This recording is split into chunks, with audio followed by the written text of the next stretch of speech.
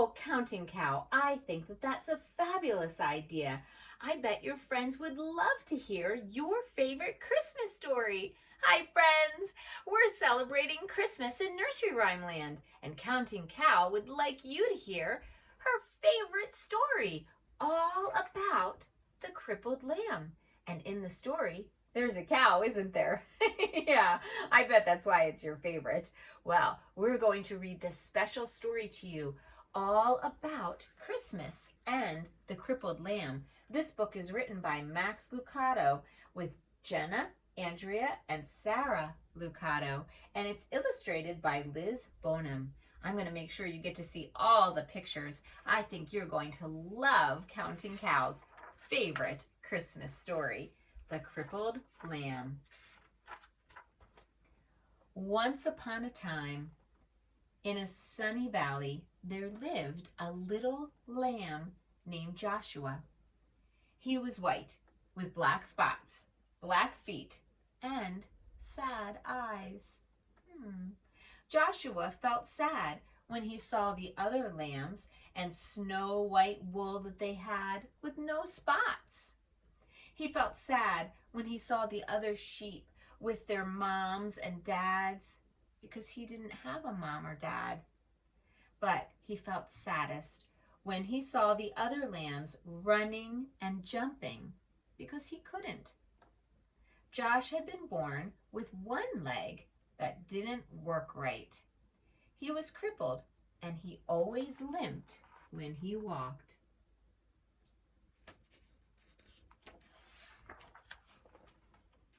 That's why he always watched while the other lambs ran and played. Josh felt sad and alone, except when Abigail was around. Do you want to take a guess who Abigail might be? Who do you think Abigail is in the story? I'll give you a hint. It's Counting Cow's favorite character in the story. You're right, it's the cow. Abigail was Josh's best friend. She didn't look like a friend for a lamb. She was an old cow. She was brown with white blotches that looked like rain puddles on a path. Her belly was as round as a barrel, and her voice was always kind and friendly. Some of Josh's favorite hours were spent with Abigail. They loved to pretend that they were on adventures in distant lands. Josh liked to listen to Abigail tell stories about the stars. They would spend hours on the hill looking into the valley. They were good friends. But even with a friend like Abigail, Josh still got sad. Have you ever felt sad? Maybe you know how Josh feels sometimes. It made him sad to be the only lamb who could not run and jump and play in the grass. That's when Abigail would turn to him and say, "Don't be sad, little Joshua. God has a special place for those who feel left out."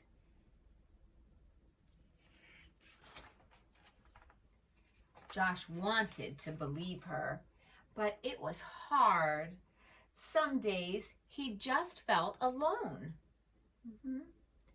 He really felt alone the day the shepherds decided to take the lambs to the next valley where there was more grass.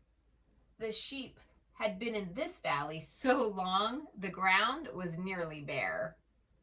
All the sheep were excited when the shepherds told them that they were going to a new meadow. Why do you think that made Josh sad? Maybe you're right. Let's find out. As they prepared to leave, Josh hobbled over and took his place on the edge of the group. But the others started laughing at him. "You're too slow to go all the way to the next valley. Go back, Slowpoke. We'll never get there if we have to wait for you. Go back, Joshua." What do you think about the things that those other sheep are saying to Josh? Are they kind words?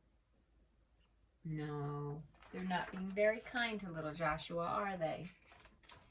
That's when Josh looked up and saw the shepherd standing in front of him.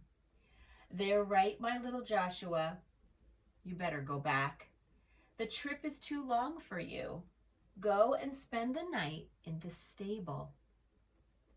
Josh looked at the man for a long time, and then he turned slowly and began limping away. Do you think he wanted to go back to the stable? I don't think so either. I think Josh wanted to go with the other sheep, but he knew he couldn't keep up with them. When Josh got to the top of the hill, he looked down and he saw all the other sheep headed toward the green grass. Never before had he felt so left out. A big tear slipped out of his eye, rolled down, and fell on a rock. Just then he heard Abigail behind him, and Abigail said what she always says when Josh felt sad. "Don't be sad, little Joshua. God has a special place for those who feel left out." Slowly the two friends turned around and walked to the stable together. By the time they got to the little barn, the sun was setting like a big orange ball. Josh and Abigail went inside and they began to eat some hay out of the feed box. They were very hungry and the hay tasted good. For a little while, Joshua forgot that he had been left behind. "Go to sleep, little friend," Abigail said after they finished eating. "You've had a hard day." Josh was tired. So he laid down in the corner on some straw and closed his eyes. He felt Abigail lie down beside him, and he was glad to have Abigail as a friend. Who's your best friend? Do you have a best friend that you love to play with? Oh, that's very nice. Soon Josh was asleep. At first, he slept soundly, curled up against Abigail's back. In his sleep, he dreamed. He dreamed of running and jumping, just like the other sheep. He dreamed of long walks with Abigail through the valley. He dreamed of being in a place where he never felt left out. Suddenly, strange noises woke him up. What do you think the noises were from? "Abigail," he whispered, "wake up. I'm scared." Abigail lifted her big head and looked around. The stable was dark, except for a small lamp hanging on the wall. "Somebody's here," Josh whispered. They looked across the dimly lit stable, and there, lying on some fresh hay in the feed box, was a baby. A young woman was resting on a pile of hay right beside the feed box. Joshua looked at Abigail, thinking his friend could tell him what was going on, but Abigail was just as surprised as Josh. Do you know who that baby is? Josh looked again at the woman and the child, then limped across the stable. He stopped next to the mother and he looked into the baby's face. The baby was crying. He was cold. The woman picked up the baby and put him on the hay next to her. Josh looked around the stable for something to keep the baby warm. Usually there were blankets, but not tonight. The shepherds had taken them on their trip across the valley.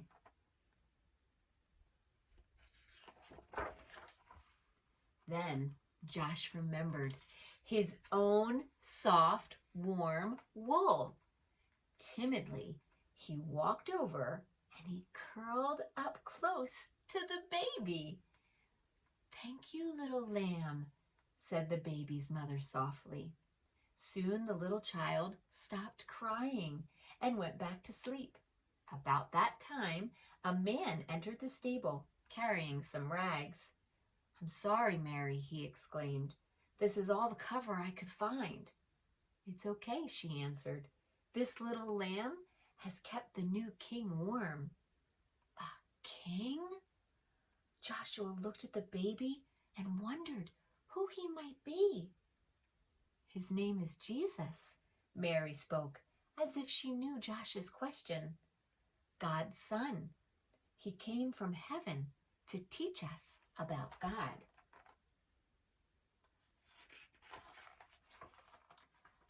Just then, there was another noise at the door. It was the shepherds, the ones who had left Joshua behind. Their eyes were big and they were very excited. "We saw a bright light and heard the angels," they began.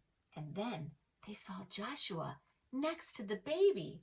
"Joshua, do you know who this baby is?" He does now. It was the young mother who was speaking. She looked at Joshua and she smiled. "God has heard your prayers, little lamb. This little baby is the answer."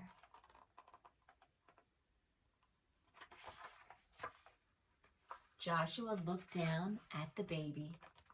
Somehow he knew this was a special child, and this was a special moment. He also understood why he had been born with a crippled leg. Had he been like the other sheep, he would have been in the valley. But since he was different, he was in the stable, among the first to welcome Jesus into the world. He turned and walked back to Abigail and took his place beside his friend. "You were right," he told her. "God does have a special place for me." God has a special place for you too, my friends, and I want to wish you a very Merry Christmas.